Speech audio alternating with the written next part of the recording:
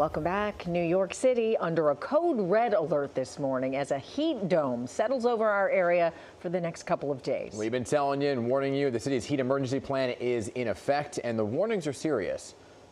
Every summer, approximately 500 New Yorkers die of heat-related causes. And look, as an emergency physician, I've seen this show up in my ER time and time again.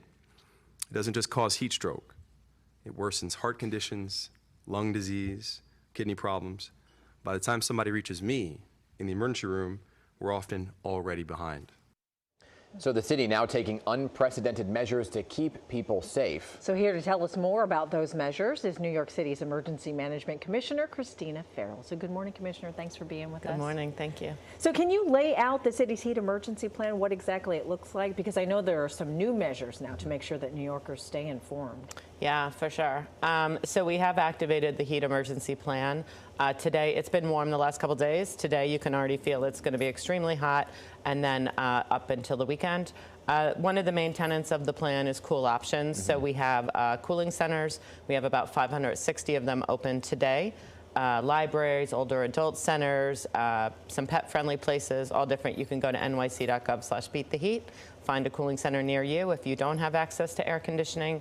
We're also doing a lot of messaging, making sure that everybody knows what options are available, how to stay cool, and then also looking at the electrical grid, making sure that the power stays on so we can stay cool. Yeah, I'll get to that question about the power grid in just a second, but the cooling centers, are they staying open 24 hours? Because a lot of people don't have air conditioning, and the overnight hours, there's not much relief over the next couple of days in terms of temperatures. Yeah, so most cooling centers are not open at night because it does cool down a little bit. Like you said, we're not going to get the usual relief that we get, but we will. It is a little cooler. There are the 11 health and hospitals facilities. Those are overnight, and there are a few. If people also have issues, we're also working to get them open later, 10, 11 p.m. But if people, have issues and don't feel cool enough in the overnight hours, they can call 311 and we can assist them. There are pop-up outdoor cooling centers as well? So there are misting stations that are being set up. They're going to complement all the spray pads and things at the parks. They're run by community organizations, so a partnership with the health department. There's one in each borough, and so people can also take advantage of those. How can you find those? Those will also be on the cooling page. Yeah, so let's talk about the power grid, right? Because that is obviously a serious concern when you kind of have everybody blasting their AC at the same time. Yes. What are you looking at? Have you talked to Con Edison about brownout zones? Because usually the reduced powers in certain areas, what it looks like and where you're kind of targeting. Yeah, so I was just talking to Matt Ketchke, the president of Con Ed, about the grid and what we're facing today right before I got here. So they have their situation room open. We have one there in person 24/7, because sometimes you can see, the wear and tear kind of builds up. And like you said, there are strategies. I know the mayor mentioned yesterday, and we are also saying, we're asking people to keep their air conditioning at 78. It's probably a little warmer than people would like, but it is much better than no air conditioning.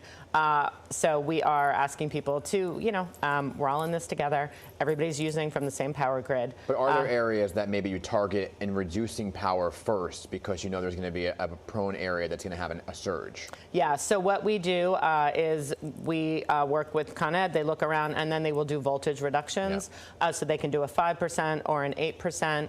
It really depends. It's a little different day to day based on just what we see, what the conditions are. A 5%, people don't really notice. 8%, you might notice a little bit.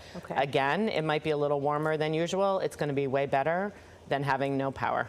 But you're also sending out some sort of targeted alerts to different areas? So Con Ed has, they have demand response reduction programs where businesses or people can sign up to be part of that. They save on their Con Ed bill, and then they can maneuver their thermostats to adjust it. Yeah, but even residents, though, I'm speaking of just to the city residents, do you send out targeted alerts about, what the conditions are, and you can sign up for texts? Yeah, so Notify NYC is what we use, for all types of emergencies. People can text Notify NYC to 692-692, and then they can personalize it from there with their zip code, and they'll get all kinds of information, including a lot this week, obviously, on heat, on power, and on options to stay cool. Yeah, people just also want to stay cool by dipping in water, right? So I know the FDNY is putting out some of the sprinkler caps for the fire hydrants, not to open a hydrant on your own, let the fire department do it. And all the pools in the city, are they back up and running? I know there was that one issue with the one in Commodore Park. Yeah, right now the pools are looking good. You know, that was an issue with some chemical balances.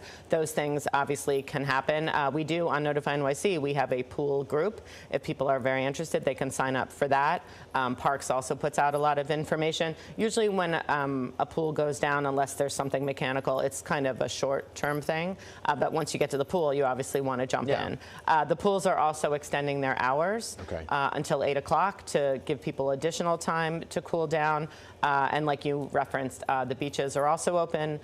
They're open until 6 p.m., so people can also go and take advantage. I think there's about 14 miles of beaches in our city. All right, Commissioner, thanks so much for coming in. Stay cool out there. Thank you. You too. Appreciate your time.